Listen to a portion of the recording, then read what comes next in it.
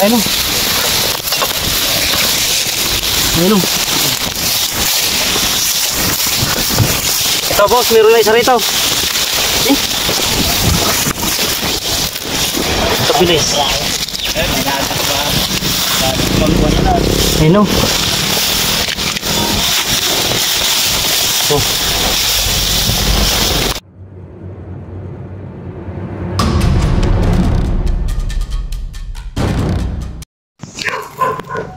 So ayan mga boss, nandito po tayo sa Barangay Pinili.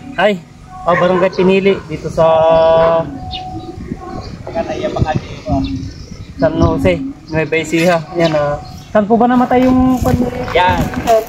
Pero kung may tinakpan na yata silang buto sa alam din nila sila magtuturo yung caretaker na dalawa. Yun. Hindi po tindan yan may tinakpan daw. May tinakpan daw silang butas. Tapos may isa na, hindi napatay na may ilan. May napatay na sila sir. Pero yung namatay po na ganyang alaga nyo, dyan po sa loob. Hindi naman po yata nakakalabas yung mga yan, nandyan lang po. Ibig sabihin, nandyan lang sa paligid yung yung dalawa, may tinakpan daw silang butas. Pero wala po silang nakikita mga pinagbalatan. Lapit na natin. Saan po ba sa likod? Ganong klase. Ganong klaseng kanyang, anong pangalan po nung yan? Na yung ganyan pa. Yan, nagkakahalaga daw po mga boss ng 20,000 yung alaga nilang namatay dito. Yan, nakagat daw po ng cobra.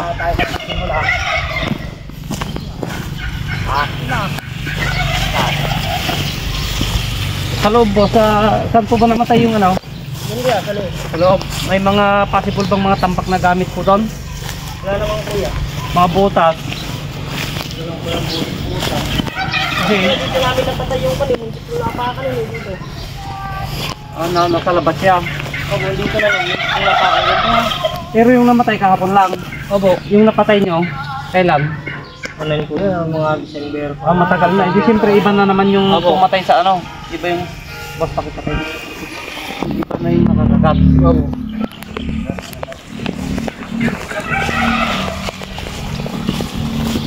Malinis naman yung pala. Ang nilalapitan kasi nila dyan, mga itlog. Kasi ang kinakain nila lalo sa pan nila kasi paikot sila naka-open. So parang bakanting private property na farm.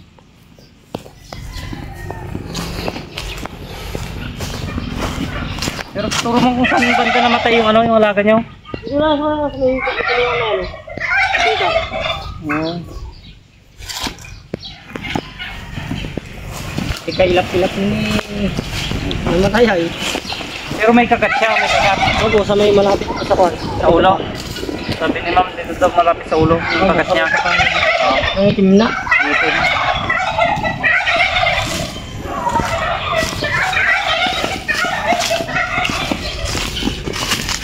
Yung mga alaga nila. Dapat unahin natin sa loob. Unahin natin sa loob. Asa yung mga butas na pinagsasakan mo? Hindi po yan. Yung mahirap yung kamatahan.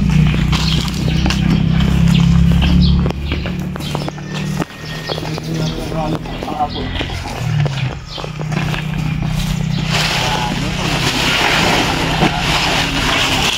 Tayo ng kwan.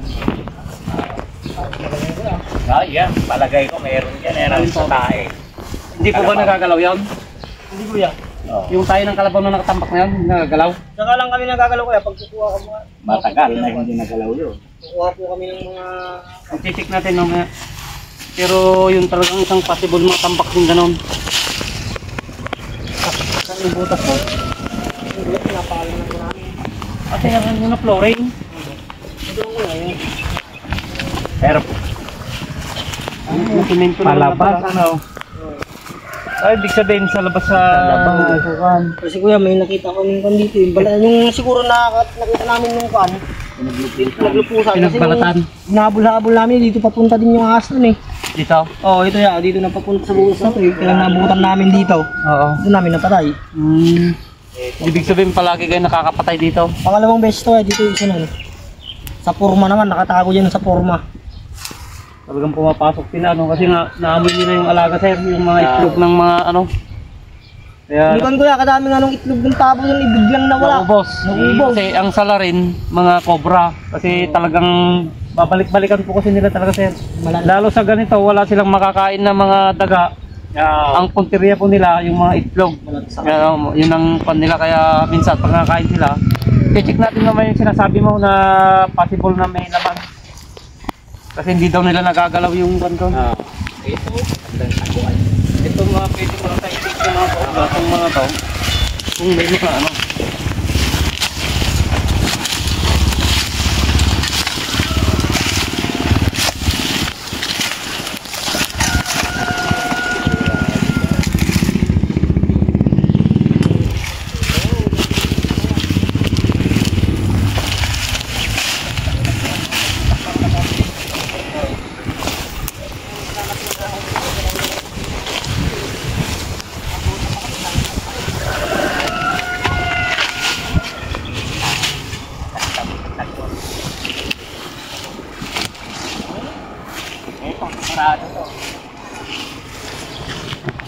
Lagi sila nakakapatay dito. Ito, ganito oh. Tingnan naman yung pura lang na ito. Kung wala namang butas, hindi naman po nila sa pabahayan.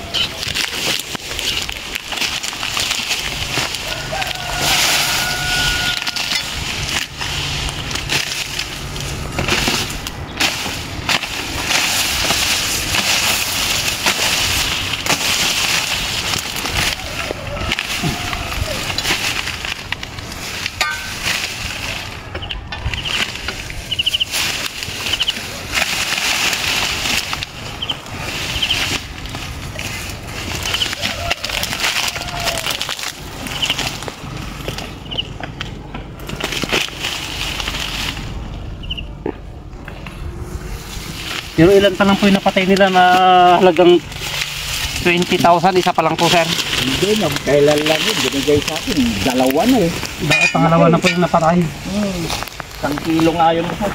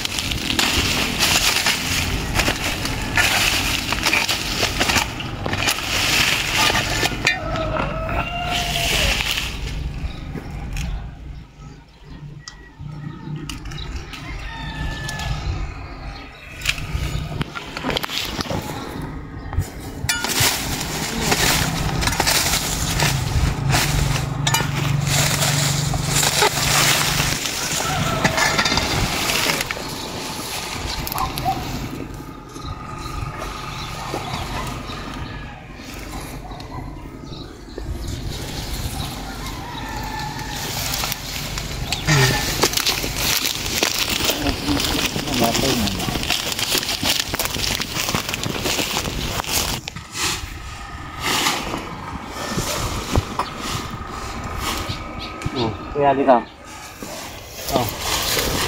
Magbalatan na ng cobra dito.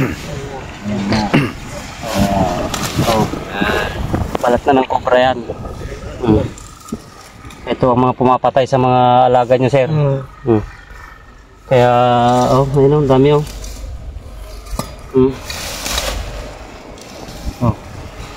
pinagbalatan ng cobra. Papakita mo kay ma'am. Para alam niya na talagang cobra yung pumapatay sa alaga nyo rito. Kaya itong kinukuhan talaga nila. Paikot-ikot sila dito.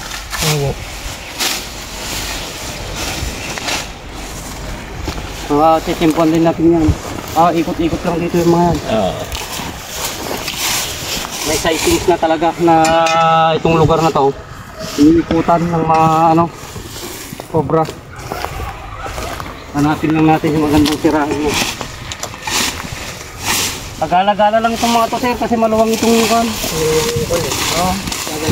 Isa sa mga tambak na lang sila kumukuha. Baka yan nga ang tambak natin ganun, baka meron na dyan eh. Ang ganda oh. Hindi naman nagagalaw yan.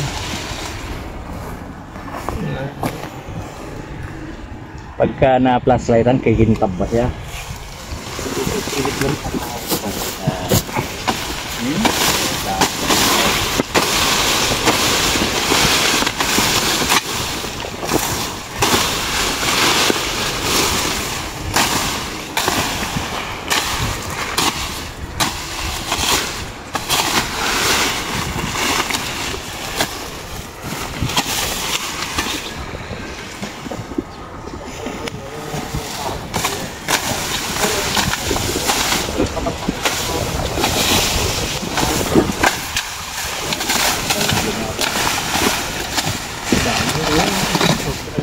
Ay, dito na ubig.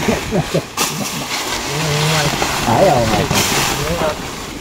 Madam ini, baka kamaan naman mo ako na ako. Ayun.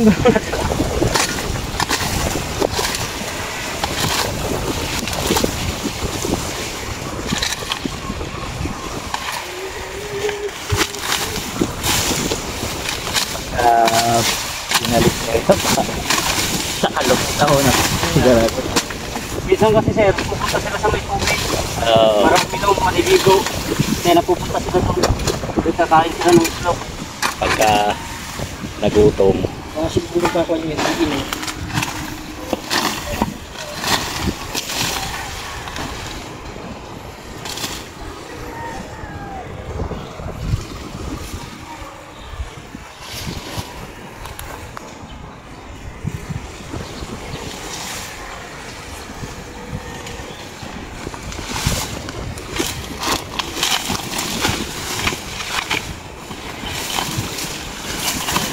Masarap ay mahuli na eh.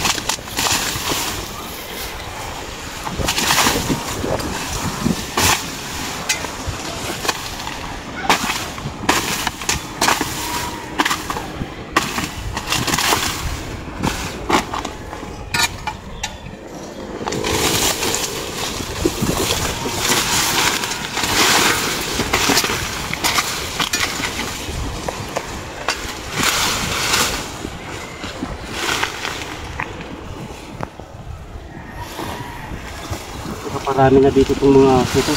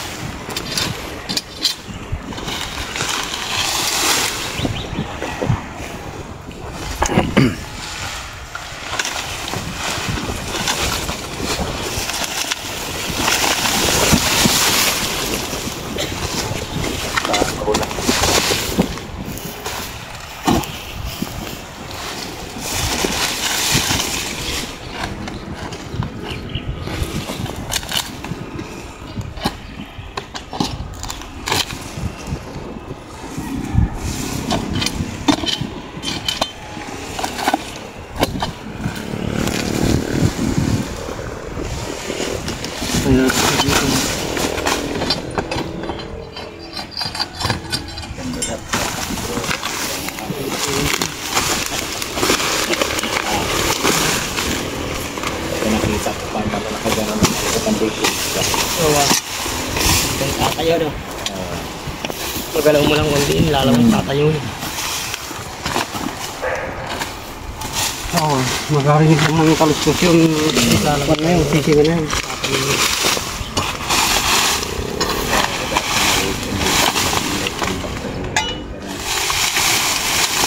Kasi yung namin baka, Talagang lumapit ka. Marami hindi din mo. Kung saan natin sa atin.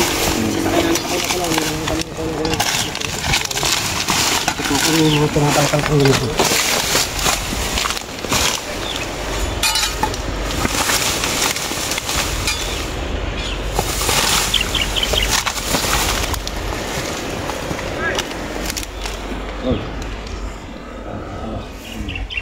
Natawag rin kasama ko yan dito. Saan? Dito. Tika. Baka nga ito eh. Baka yun ang asan eh. Yung mga ganyan yung nakasalansan na yan.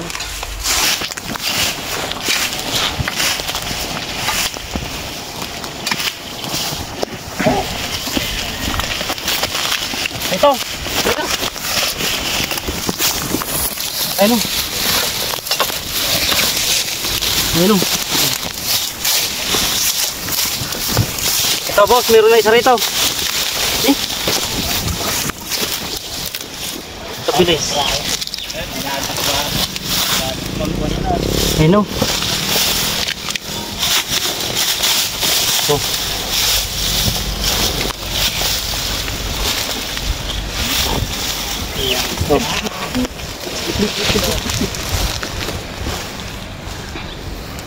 Ayan, ito na yung nagbalat siguro, yung nakita natin dyan, oh. Yung stick ko.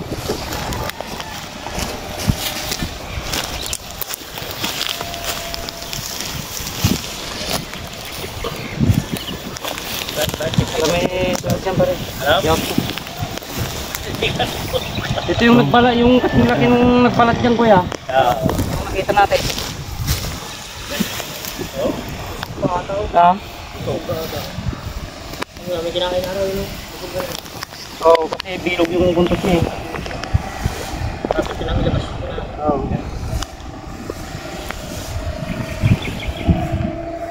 Hawakan mo na. Kaya Kuya Ruben, hawa ko nga. Oo. Lagi naman.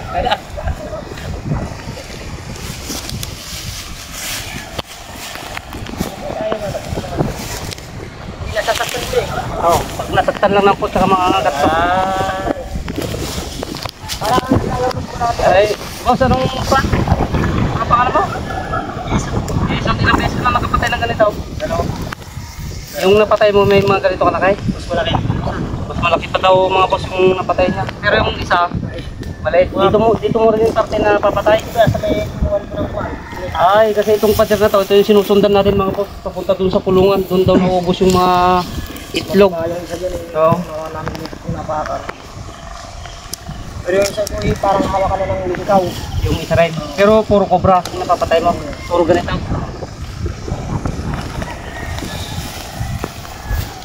Hindi sila nagkakalay ng kuya yung haba, pero yung taba. Mataba. Mataba. Kung napatay mo yun, mas malaki pa daw yung napatay ni Jason ba? Ni Boss Jason dito sa ano sa farm na pinagtatrabahuan niya. Yan, tinawagan tayo dito mga boss at yan, nakakita tayo ng pinagbalatan doon. Kaya dinidiretso natin, mahaba pa itong pader na i-check natin mga boss. Tingnan pa natin baka may kasama pa to kasi nag-start na yung season ng mga cobra. Kaya check natin diretso to, baka makacheck pa tayo. Muna yan, ano natin pa may kasama.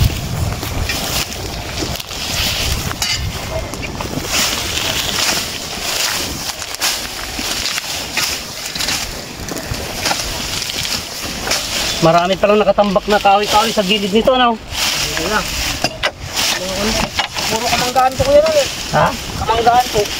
Kaya pala may mga puno ng ganito. Lahat po itong pinagtamnan po ng langkanin.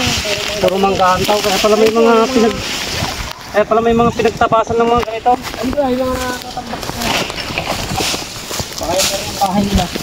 Kaya mga boss, sinasamahan tayo ni Boss Jason. Kasi siya yung caretaker dito. Para ma-check natin yung area. Kaya nakaisa na tayo mga boss. Pero ito yung pader. Ito yung daanan nila papunta doon sa kulungan. Kaya doon sila napupuntahan. Doon yung mga pagkain nilang mga itlog. Wala silang ibang pagtataguan kundi dito sa mga puno na nakakondito, mga pinagputulan.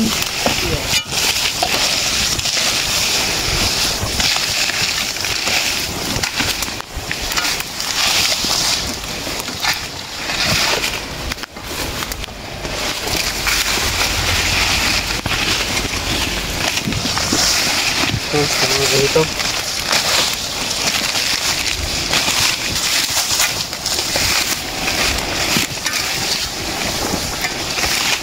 Mga tambak-tambak na ganito. Mga tao ko dito.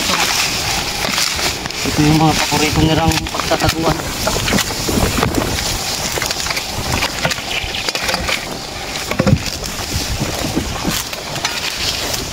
Ilang hektarya to, boss? Lahat? Ilang hektarya? Ito lang, sir. Ito, mga sindebong compound. Walo, sir. Mga 8 hectares mga boss yung chinecheck natin. Pero hindi naman natin matitikulat kasi yung iba tabi na ng mga puno ng mga kawayan, hindi na natin makukuha doon.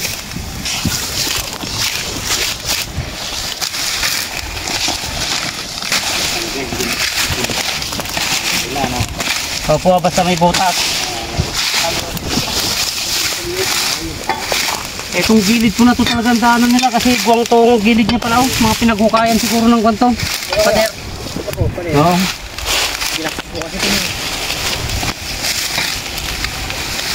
Dito sila naglalaro.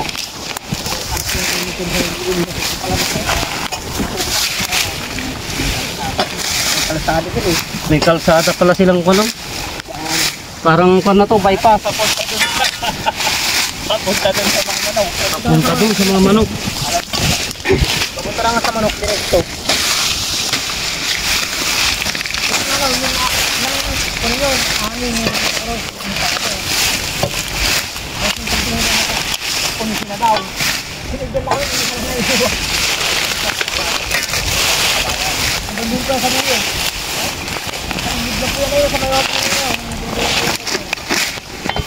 Papatong pader na to.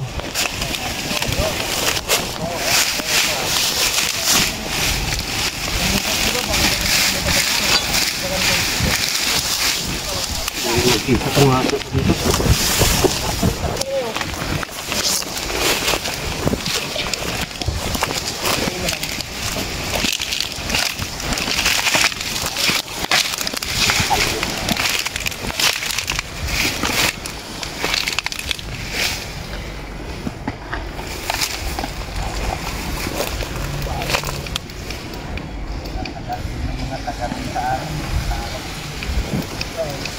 Saan? May nalabanan ka? Ay, sila nagbawan ko sa ganito. Yes, eh.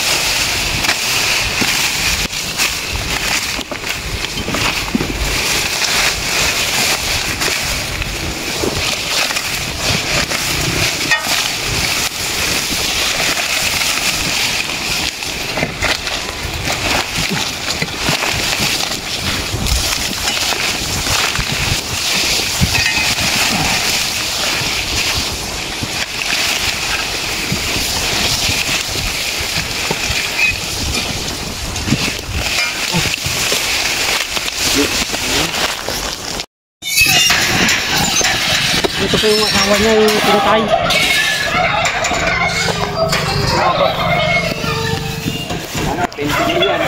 Yung halaga, yung magkano po yung halaga nito? Tay, magkano po yung halaga? 20. 20,000 mga boss. Ito yung pinatay ng cobra, yung asawa raw nito. Yan, ganyang kaganda. Kaya napakasayang talaga mga boss dahil sa mga perwisyong cobra. Mga alaga natin yung wala nang asawa, nag-iisa na. May posibilidad pa na balikan pa ulit ito kasi yan, nawala na tuloy siya ng kasama ng kapartner dahil natuklaw daw pa ng cobra. Magaganda pa naman itong mga alaga nila dito.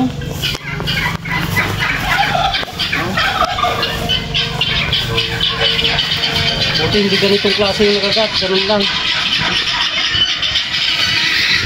Kaya napapagpag yung mga cobra dito mga boss dahil sa mga itlog kasi upat na po yung likod nila. Nakita mo, kaganda.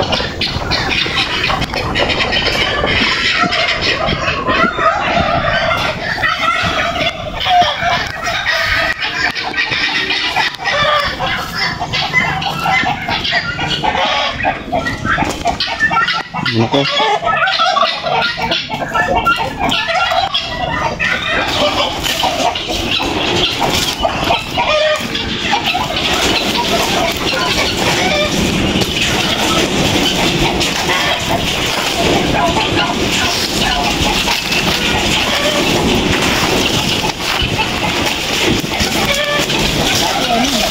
Kung lang sila ng porno eh. Ay, sa dati nakaporno yung ganito. Sa porno na yun. Ano, kakainin na ito ang pinupunta ng mga cobra. Ito. Ano, may mga itlog na naman, oh. Ibalik mo na lang para balikan ng manok. Eh, babalikan din ng cobra to. Oh, yeah. Yan ang kanila. Yan ang pinupuntahan ng mga ahas, mga boss. Katulad dito, may tag na forma. Oh, yan. Malaya na naman yung dito sila nanggagaling yung likod nito. Punta dyan. Sa chinik natin, pababa sa gubat na yan.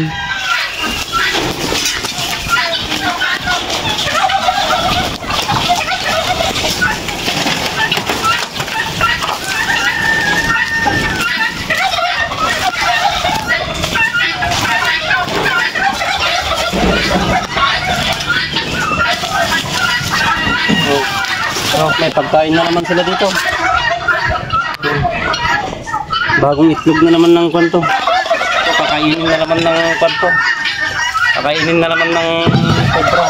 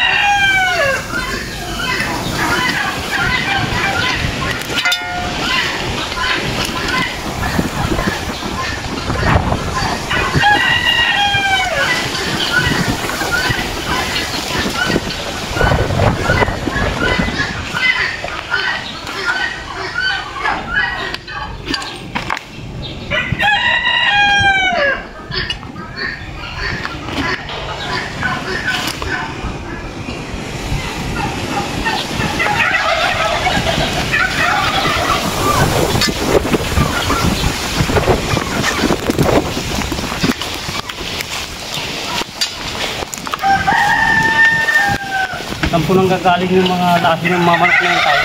Ayan pa nga.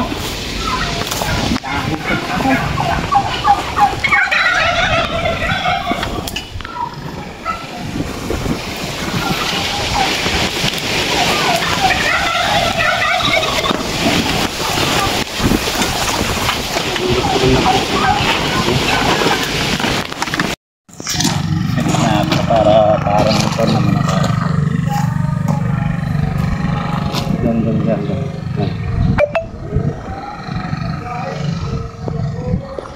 Okay, maraming salamat. Opo.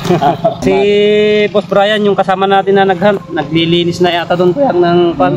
Pakisabi na lang po kay Ma'am Kuya. Saan apelido na po sila kuya? Pascual Ison. Ayan, family Pascual Ison po dito sa Barangay Pinili, dito sa San Jose, Nueva Ecija. Ayan, salamat po sa napakagandang pagbisita po sa amin nila kuya. Ma'am, yan at naimbitahan po kami dito sa farm nila para ma-check po yung kwan dahil pumapatay po yung mga ahas dito ng mga alaga nila. So yun, success po tayo at nakamerienda na po tayo, tapos na rin po tayong kumain at sinamahan tayo ni Kuya hanggang matapos yung pag-check natin sa buong farm. Ayan, magpapaalam na po tayo. Thank you po tayo, magpapaalam na po kami. Thank you. Okay mga boss, yan hanggang dito na lang at hanggang sa muling pag-rescue po natin. Yan, God bless po sa inyo lahat. Salamat.